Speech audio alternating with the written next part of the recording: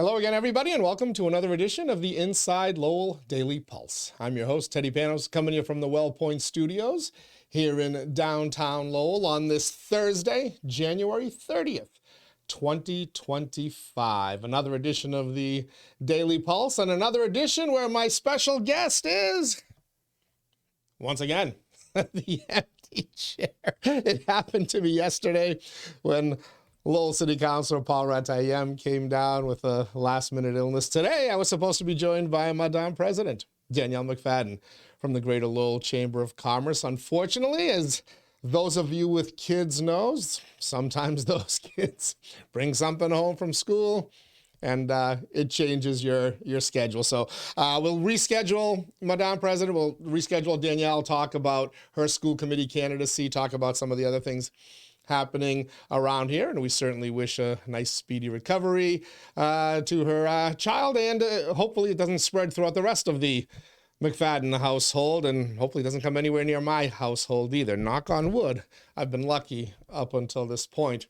Not gonna last. I know that for a fact. But in Danielle's stead, well, yesterday when I had the fly solo, we called it Wing It Wednesday. Today we're gonna call it Thrilling Thursday. I'm gonna try to take you through some of the news headlines locally, nationwide, as we like to say, the Inside Lowell Daily Pulse, as we're keeping our finger on the pulse of Lowell and the world around it, and certainly a lot happening in Lowell and the world around it. Let me start by thanking our Inside Lowell Daily Pulse sponsors. Of course, Real Estate Ray Booten, licensed real estate agent in Massachusetts and New Hampshire, certified appraiser in both of those states as well. If you're looking to buy or sell a residential property or a commercial property, a home or a business, Real Estate Ray Booten is your man. Find him online, realestaterayBooten.com. He's got a couple of new listings that are coming up in the near future, so keep your eyes and ears out on that website. Again, realestaterayBooten.com. Thank you as well to our friends at WellPoint. We're here in the WellPoint Studios. I'm here in the WellPoint Studios. So too is that empty chair. But WellPoint is the only health plan offering healthcare benefits exclusively to Massachusetts GIC members. At WellPoint, your whole health is their whole point. Thanks to WellPoint, thanks to Ray. We'll say thanks to the rest of our Inside Lowell Daily Pulse sponsors as well, but time to get right down to it. We'll start with some feedback. Usually we save the feedback for later in the show, but since today is a thrilling Thursday, as I'm dubbing it, Michael in Lowell left some feedback on YouTube about yesterday's show, Wing It Wednesday. He says, Teddy, you still got it. I think he's referencing the fact that I can still annoy people with my thoughts, my opinions, and my sarcasm. So without further ado, let's get down to it right now. I mentioned Danielle McFadden was supposed to join us today. She can't, but she did yesterday post an article on InsideLowell.com. Danielle is one of the contributors here at InsideLowell.com, and it was an article that was spurred by kind of a quick conversation, a quick interaction we were having in the office about AI and its effect on education. And I said, AI, I think artificial intelligence may kind of upend the entire education system as we know it. And, some folks have speculated as extremely as it will eliminate the need for teachers. I'm not going to go that far, but it certainly will have to change the way our schools and our educators do business strictly from making sure the kids are learning rather than using AI to supply all the info and the answers they need. But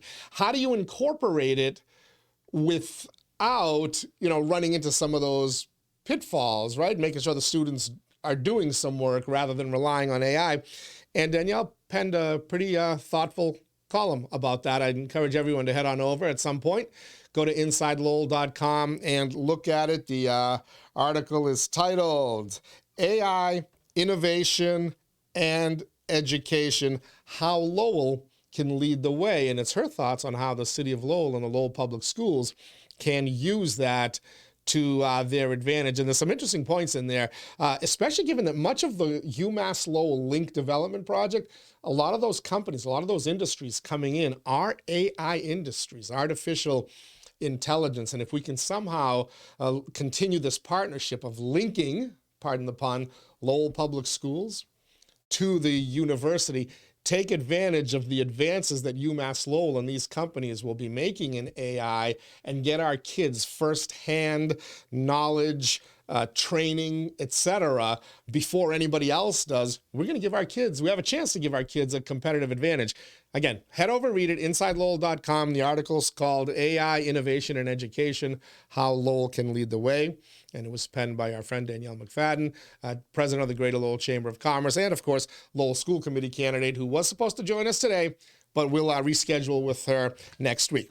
All right, the big news everybody's waking up to this morning, and many of us went to bed following last night, a plane crash in Washington, D.C., right over the Potomac River. A tragic story. If you follow it, kind of harken back. I remember, I had to look this up to get the exact year, but I remember being in high school and there being a story of a plane crashing into the Potomac.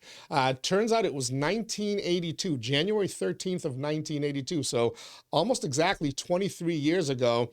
In that case, plane, it was icing issues, wasn't properly de-iced, and it couldn't get altitude. It crashed into a bridge, killing everybody on board the plane. There were 64 people on board that plane. There were 4 people on the bridge who actually lost their lives as well on that tragic day. Well, last night it happened again in a different form. This one was a plane carrying a small plane, so not a huge crew, but it was carrying, actually, this was the one that was carrying 64 people. Let me correct myself. I forget how many people perished on that. I believe it was 70 out of the 74 that were on that plane in 1982. The one last night was carrying 64 people. It's believed all have perished. It collided with a Black Hawk helicopter. And there's videos out there from far away of the night sky, and you can actually see the trajectory of both of those flight vehicles. You can see the exact moment of crash. Horrible, horrible situation. Exactly what happened, how that happened, remains to be seen. But earlier this morning, as you know, they were in the search and recovery efforts.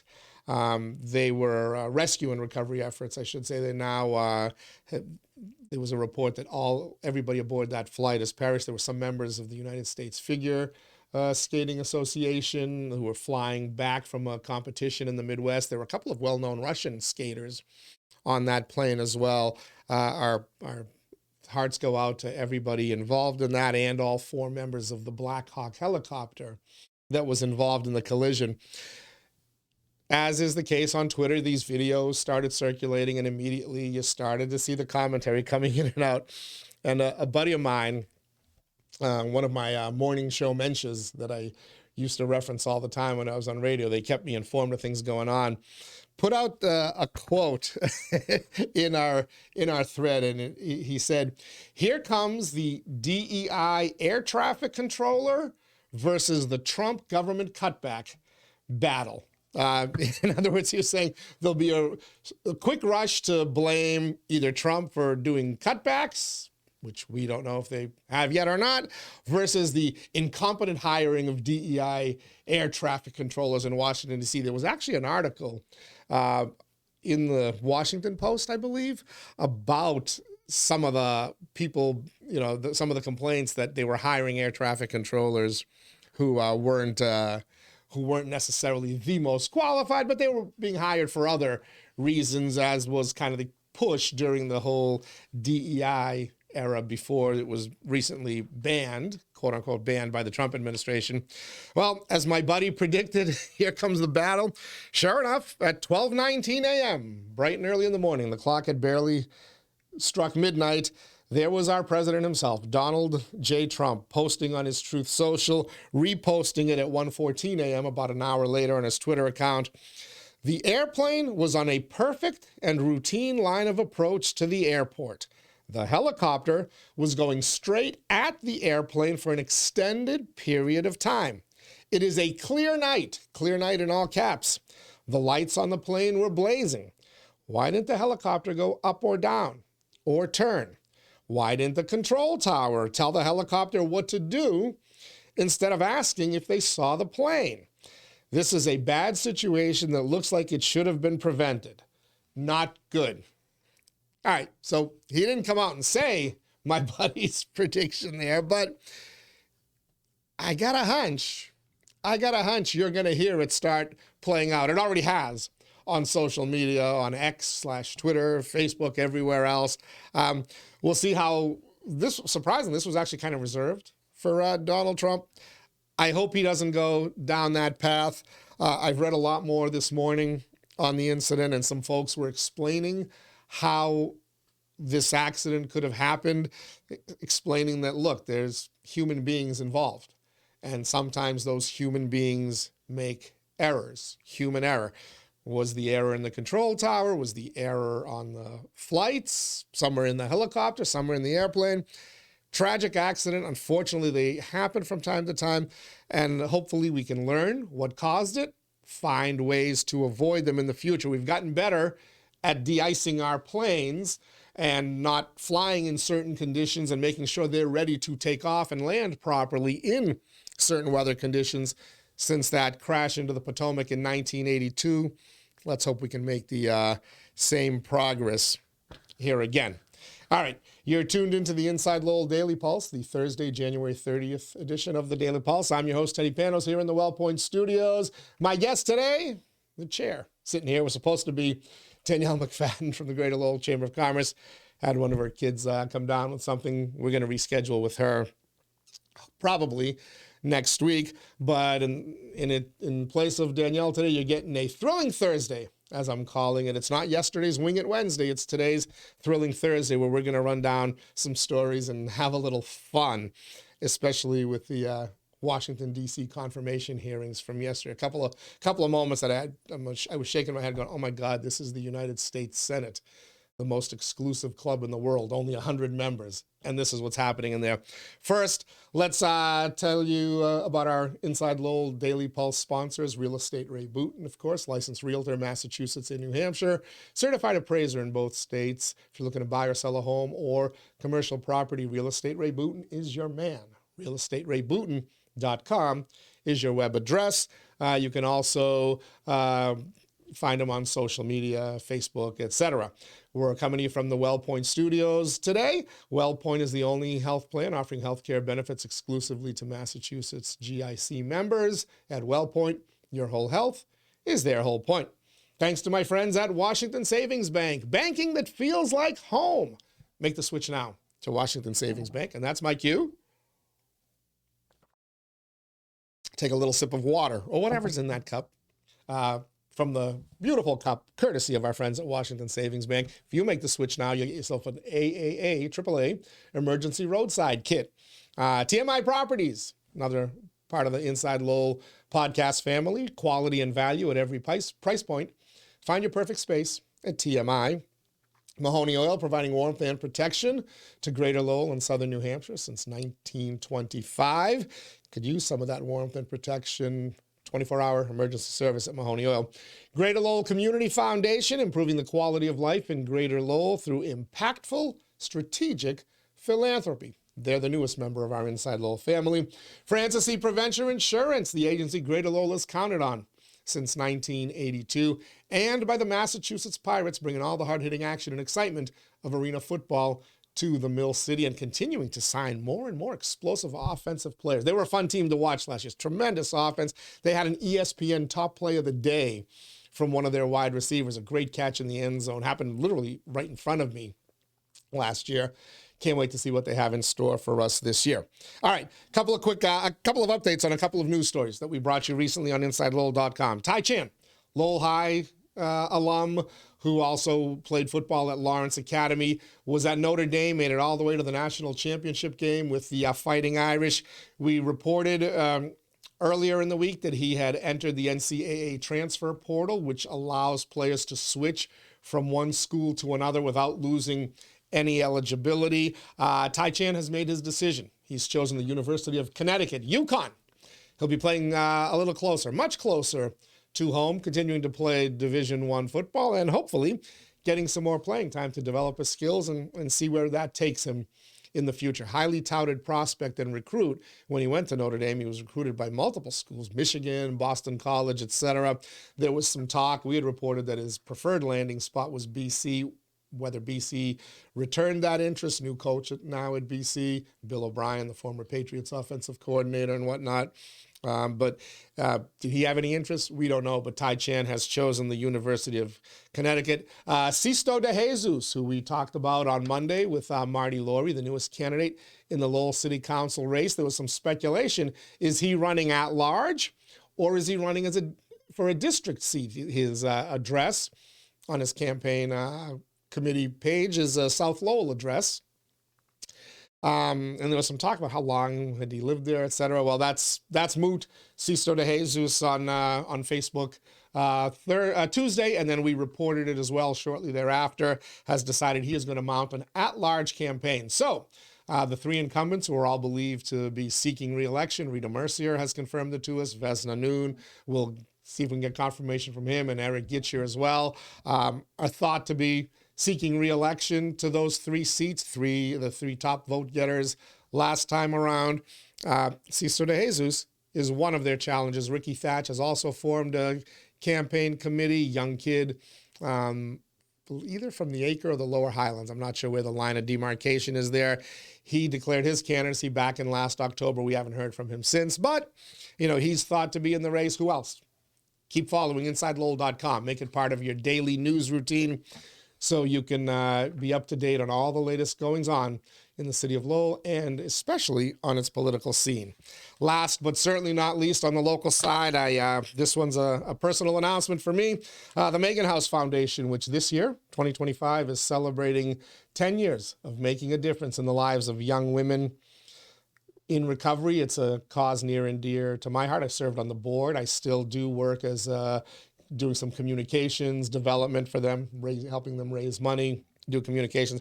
They've got a fun fundraiser that you're invited to attend. Space is limited, so mark the date, Friday, March 28th, 2025, Music Bingo, where basically you get to hear all of your favorite songs, maybe some songs you don't like, but it's if they're on your bingo card and you can make a row of 5, then you are the winner. Music Bingo to benefit the Megan House Foundation, Friday, March 28th at Mount Pleasant Golf Club on 141 Staples Street. That's in the Highlands neighborhood of Lowell, 6 to 11 p.m. It's $200 per table, so a whole table. I believe the tables of 10, $20 per person. They've got raffles, they've got prizes. I participated in their Jeopardy night in our table. I don't want to brag, but Team Greek Sausage, which I was a part of, the captain of, we pulled off the victory over all the other competitors.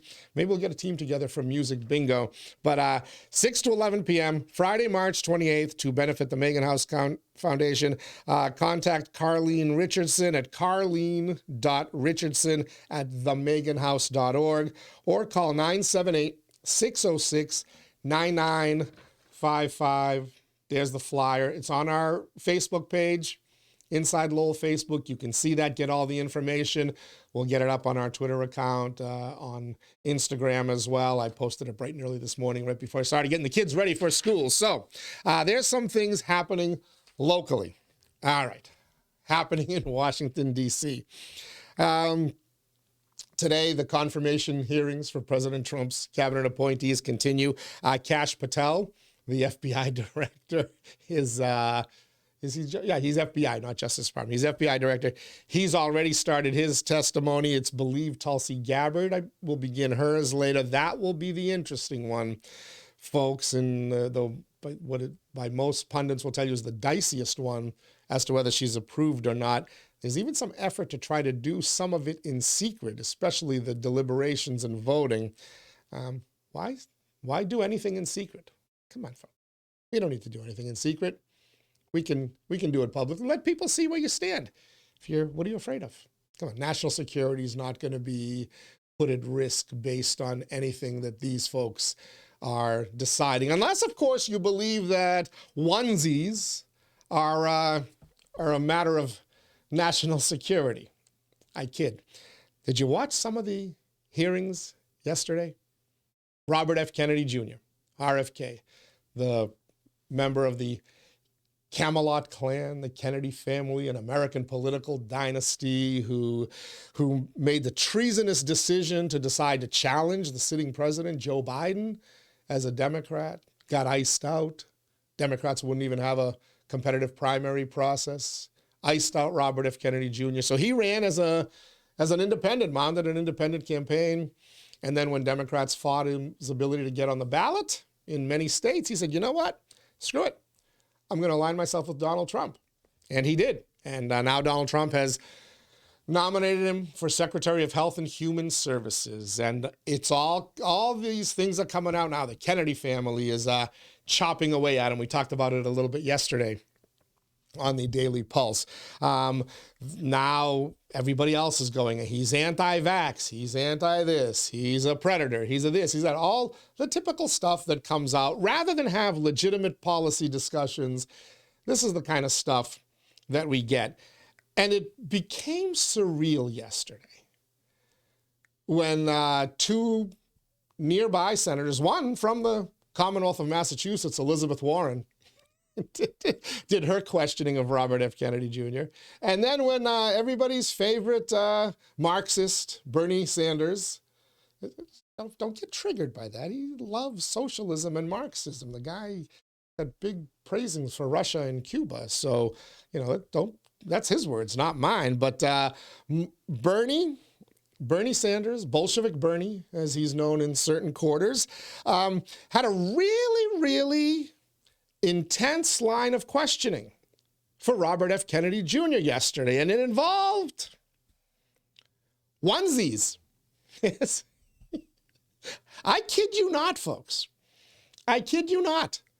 This was going on in the United States Senate yesterday during confirmation hearings for a cabinet appointee. Photos of onesies with a couple of snarky comments on there. That were anti-vaccine were the comments. And that's what got Bernie Sanders all verklempt as he started questioning Robert F. Kennedy Jr., as he continued questioning Robert F. Kennedy Jr. And it led to an exchange, and I'm going to see, they shouldn't give me technology because I get dangerous with it, but I'm going to try here. I'm going to try to play these exchanges for you of Bernie Sanders asking Robert F. Kennedy if he supports onesies. I'm not kidding. It was, and if you watch the video, go get the videos of that clip and some of the angles, depending on whose coverage you're watching, but it's all over Twitter. Megyn Kelly, remember her, the former Fox nighttime TV star who's now doing podcasts. Megyn Kelly was literally losing it over Robert F. Kennedy Jr.'s right shoulder or left shoulder as you're watching him on the screen. She's laughing uncontrollably, putting her head down, trying to, and it really was kind of comical to hear this discussion. But this is, let me try to play it here. Let's see if we can pull this off here. This is Bernie Sanders, the exchange between Bernie Sanders and Robert F. Kennedy Jr. Selling what's called onesies. These are little things, clothing for babies. One of them is titled Unfaxed, Unafraid. Next one, and they're sold for $26 a piece, by the way. Next one is No Vax, No Problem. Now, you're coming before this committee and you say you're pro-vaccine. Just want to ask some questions. And yet your organization is making money selling a child's product to parents for $26, which casts fundamental doubt on the usefulness of vaccines. Can you tell us now that you will, now that you are pro-vaccine, that you're going to have your organization take these products off the market? Senator, I have no power over that organization. I'm not part of it. I resigned from the board. Yeah, that was just a few months ago. You founded that. You certainly have power. You can make that call. Are you supportive of this? I've had nothing to do with Are you leadership. supportive of these onesies? I'm supportive of vaccines. Are you supportive of this clothing, which is militantly anti-vaccine? I am supportive of vaccines. I will. I want good science, and I want to protect. But you will not tell the organization you founded not to continue selling that product. Thank you, Mr. Chairman. Senator Blackburn. Right, so, are you supportive of these onesies? Was uttered on the floor of the United States Senate yesterday. By the way, the part I latched in on when Bernie Sanders had to say, these are selling for $26 a piece. You think Bolshevik Bernie was upset at the price? Was he upset that somebody's making money off of selling a onesie with a slogan on it that he says is anti-vaccine? Is he mad? Remember, I did a podcast way back, a Thanksgiving show, where I wore a sweatshirt that was bought to me as a gift that said unvaccinated and ready to talk turkey at the dinner table. Was that what Bernie was upset about, the price tag, $26 a piece? Is he anti-onesie? We know what Bernie Sanders is anti. He's anti-Robert F. Kennedy Jr. And this back and forth about whether Robert F. Kennedy Jr. is pro-vaccine or anti-vaccine. You heard RFK try to answer that. He says, I'm not anti-vaccine. I think at one point yesterday he said all of his children are vaccinated, but he kept saying, he said, I'm pro-safety. I want these things to be safe. And more importantly, what he's pushing is tell people what's in the vaccines. Tell people what's in the vaccines. Is that such a bad thing? We put product labels on. We put calorie counts and nutritional information on things for a reason, right? We made McDonald's tell us how many calories are in each one of their meals. Is it that bad to tell pharmaceutical providers that they have to list what's in their vaccines? What's Bernie afraid of? What are so many United States senators and others afraid of? I'll tell you what they're afraid of in a quick second. But before we get to that discussion, there was also a very heated exchange. And this is the still photo from CNN. By the way, the CNN used this, so I'm not choosing the worst possible one. But it was a back and forth between Massachusetts Senator Elizabeth Warren and RFK Jr., who at one point were literally talking over each other. And you will hear that in the clip that I'm going to play for you. But it was about whether Elizabeth Warren was talking about whether Robert F. Kennedy Jr. was going to personally profit from this position if he's appointed to it as the Secretary of Health and Human Services. Robert F. Kennedy Jr., his take on this line of questioning and what Senator Elizabeth Warren was asking him to do was whether he thinks she's trying to tell him to promise not to sue pharmaceutical companies. Now, where's the truth? I don't know. Good luck, because this exchange is kind of the headline, is finding the truth of what Senator Warren was trying to get to versus what Robert F. Kennedy Jr. was trying to get to. Is it simply she doesn't want him to profit? Or is it that she, by not wanting him to quote unquote profit, that she's trying to limit the ability of the government to sue pharmaceutical companies? Included in that would be vaccine makers. You remember when they rolled out the COVID vaccine, they gave, part of the dealio was, because it was so rushed, they gave Pfizer, Moderna, and I believe Johnson & Johnson as well, immunity from lawsuits for any adverse effects that may arise. It's COVID pandemic, it was health emergency, state of emergency. We need to get those vaccines out quickly. So Big Pharma was granted immunity from any potential fallout from that experimental vaccine when it was first rolled out. So, you know, where's the line of truth here? Which angry face, oops, wrong camera angle, which angry face, Robert F. Kennedy Jr.'s or Elizabeth Warren, was more truthful here in their interpretation of what was going back and forth? I'm going to let you hear that discussion first. This is the very tense exchange that led to these angry faces between Senator Elizabeth Warren and Robert F. Kennedy Jr. Down the line. I'll comply with all the ethical guidelines. That's not the question. You have said You're asking me, Senator, you're asking me not to sue vaccine pharmaceutical companies. Yeah, you are. That's exactly what you're doing. Look, no one should be fooled here. As Secretary of HHS, Robert Kennedy will have the power to undercut vaccines and vaccine manufacturing across our country.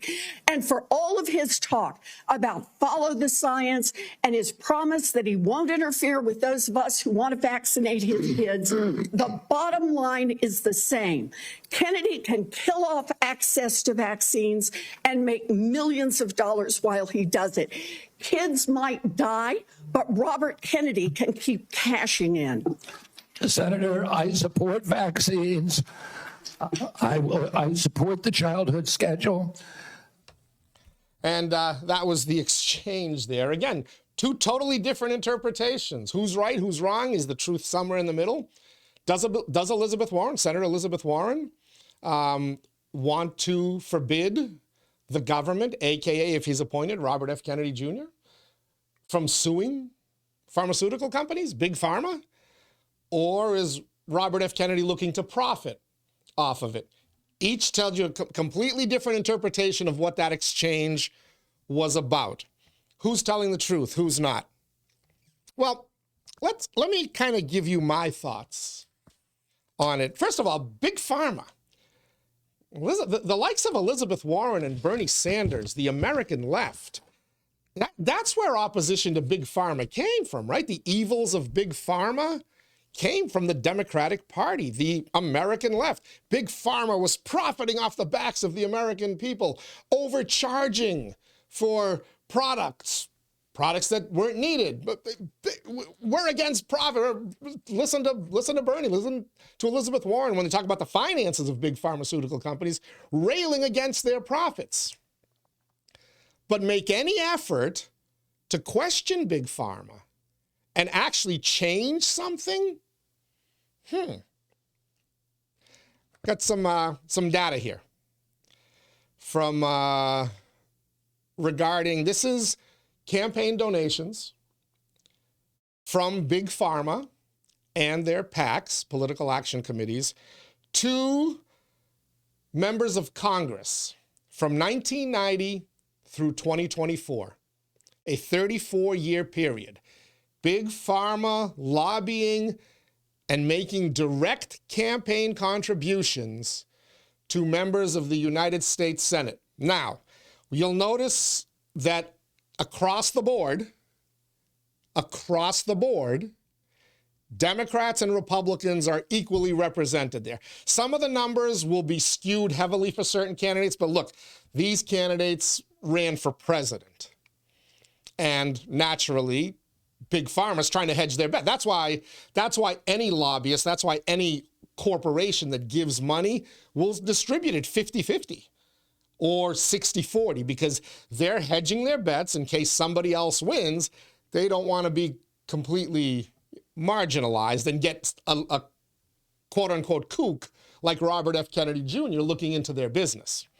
So these are the top 20 members of Congress and money they received from pharmaceuticals or health products from 1990 through 2024. Number one on the list, former California Senator and former Vice President Kamala Harris has received over $11 million, $11.3 million in those 34 years. Again, she ran for president twice, 2020 and 2024. So naturally, Big Pharma's given her some money. Joe Biden served as president, ran for president in 2020 and again in 2024. He received $9.1 million.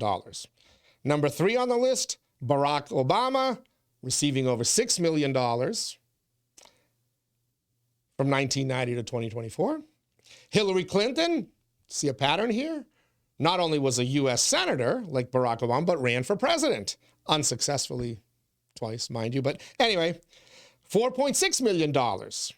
So Next on the list, Mitt Romney. Willard Mitt Romney, former Massachusetts governor, been in Lowell multiple times, right? Guy bleeds Massachusetts, doesn't he? $3.3 million, almost 3.4, $3.78 million he received from Big Pharma from 1990 to 2024. Again, he ran for president multiple occasions, 2008, 2012, then he served in the Senate. Big Pharma is going to hedge its bets. Orrin Hatch, this gives you an idea how much money that guy got, right? That guy was in the Senate forever.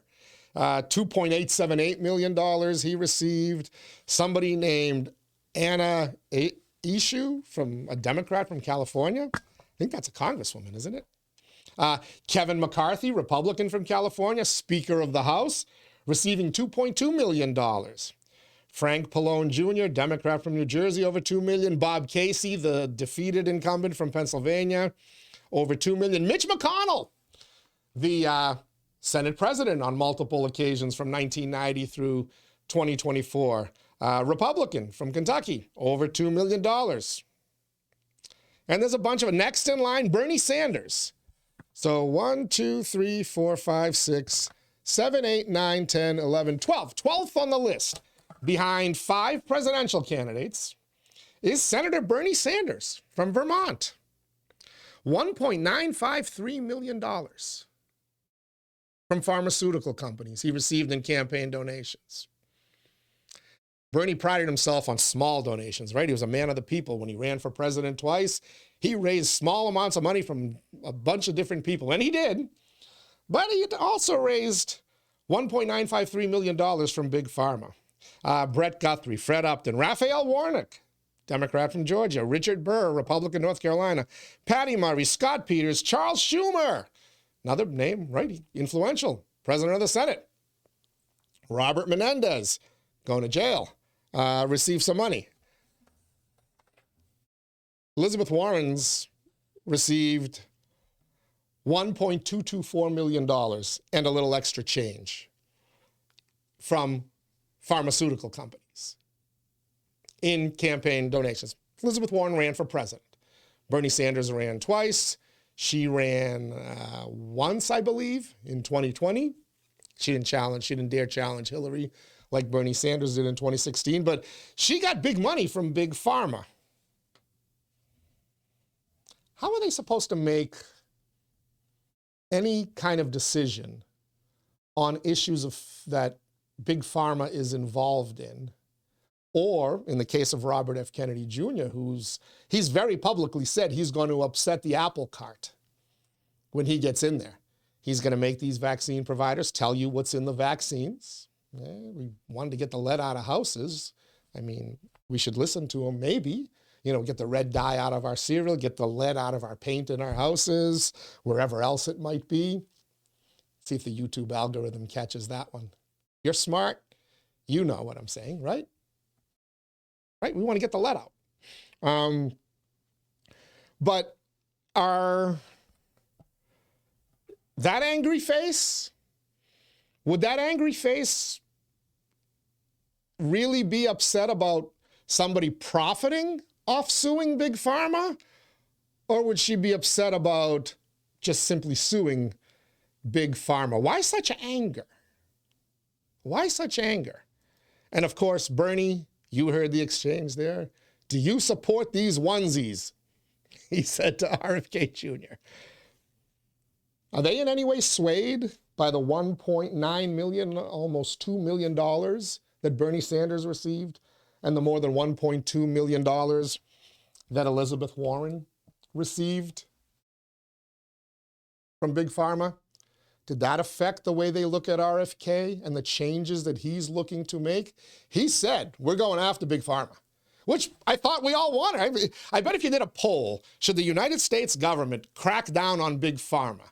I bet Democrats and Republicans, you want to talk about bipartisan issues? I bet 80% of us, maybe more alike, Democrat and Republican, would be okay with the federal government taking a big look at Big Pharma and what they're doing. And specifically, do we need them to bombard us? Every other commercial you see on TV is for something or another. with their disclaimers, right? Oh, this may cause oily discharge. This may cause blah, blah, blah, blah. It's like, ever since we got inundated by Big Pharma commercials, we've really started medicating our people. Are we over-medicating our people, as Robert F. Kennedy Jr. says? One of the points that he said yesterday that not many Democrats asked about, he said that 74%, something like 74% of the pharmaceuticals sold in the world are sold in the United States of America. Nearly 3/4 of the drugs sold or used in the world, legal drugs, not illegal drugs, nearly 3/4 of them are being sold to and used by 4% of the world's population, the United States of America. Are we over-medicating people? Try to do a Google search and see vaccine schedules in the United States for children versus vaccine schedules in England, France, Germany, Canada. Very hard to find that data. Very hard to find that data. Why? Shouldn't we know? Shouldn't we wonder why the rest of the Western civilized world is maybe doing less vaccines than I think our number is 84? Isn't that a legitimate question to ask? And maybe the answer is because it's great. It's helping public health. I'm not doubting that. I'm not doubting that. But at the very least, shouldn't we know this information? And shouldn't we see how the public health stats compare in other countries? And at the very least, we should at least know what's in them. Is Robert F. Kennedy Jr. asking anything that unusual than to just list what's in them? What are they so? Why is transparency so scary? Huh? $1.953 million in campaign donations, 1.224. By the way, I'm not just going to pick on Bernie Sanders and Elizabeth Warren. Joe Biden, Kamala Harris, Barack Obama, Hillary Clinton, Mitt Romney, Orrin Hatch, Mitch McConnell. A ton of people got big money from Big Pharma. Notice what two names are missing? What two presidential candidates' names are missing? Well, one of them is RFK Jr. How much did Big Pharma donate to Robert F. Kennedy Jr. and his short-lived presidential campaign, which he launched late in 2023 and suspended at some point in July or August of 2024? Did Big Pharma donate to RFK Jr.? You know who else's name is missing from that list? All of the presidential candidates, right? The ones who made the runoff elections, some of them who didn't, they're on here, right? Joe Biden, Kamala Harris, Barack Obama, Mitt Romney, Hillary Clinton, they're all on there. Which presidential candidate who ran twice, actually 3 times, I stand corrected. He ran in 2016, he ran in 2020, and he ran in 2024. 3 different presidential campaigns, more than anybody else who I listed got money from Big Pharma. Come on, Inside Lowell audience, you know the answer to that, right? Donald J. Trump, President Donald Trump. Not a Big Pharma favorite. Now, maybe, you could say he's going after Big Pharma because they didn't support him. Sure, that's a possibility. I mean, why not? Is that more likely? Or is it more likely that they know he's not one of them, especially in the 2024 election? He was playing footsies with RFK Jr. throughout most of the spring and summer, trying to get him to come on board. Did Big Pharma know that? Food for thought. They always say follow the money. In everything they say follow the money. I grew up, an 8-9-year-old kid learning about Watergate and all of the corruption. And what were we told? What did Woodward and Bernstein tell us? Follow the money. If you follow the money, you can almost always find your answers. Well, we're keeping our pulse on things in Lowell and the world around it. Those of you who are watching this, follow the money and ask yourself, why is it so bad to question Big Pharma, to change the way we do things? Is it because we don't want people to profit off of it, like Elizabeth Warren was accusing RFK Jr. of? Or is it because we don't want questions asked, especially when I've been given close to $2 million like Bernie Sanders and over $1.2 million like Elizabeth Warren was, from these very same industries that were at the heart of yesterday's discussions on the United States Senate floor. Onesies and angry faces. We'll end it right there. Tomorrow, Jo Marie Buckley is going to join us from Tewksbury Together. Hopefully she won't be the third straight person to bail on me. Yeah, thank you, Danielle. Thank you, Counselor Paul Ratayem. Kidding. We'll reschedule you guys and gals. Jo Marie Buckley will join us tomorrow. We'll finish out Friday strong here, talking again about issues obviously in Tewksbury with Jo Marie. Their budget just came out, the first budget of new town manager John Curran. We'll talk about some other things with Jo Marie as well. You think I'm opinionated? Woo, she's she's not afraid to go after people. Why do you think I like her so much? Why do you think we get along so well? Anyway, thank you for joining us on this thrilling Thursday, as we're calling it, as it followed up a Wing It Wednesday. We'll be back tomorrow for another edition of the Daily Pulse, the final edition of the week, the final edition of January. We're 1 month in the books. 1 month in the books, and already people are bailing on me. Oh, my Lord. Anyway, till then, everybody stay warm and stay safe. We'll talk to you soon.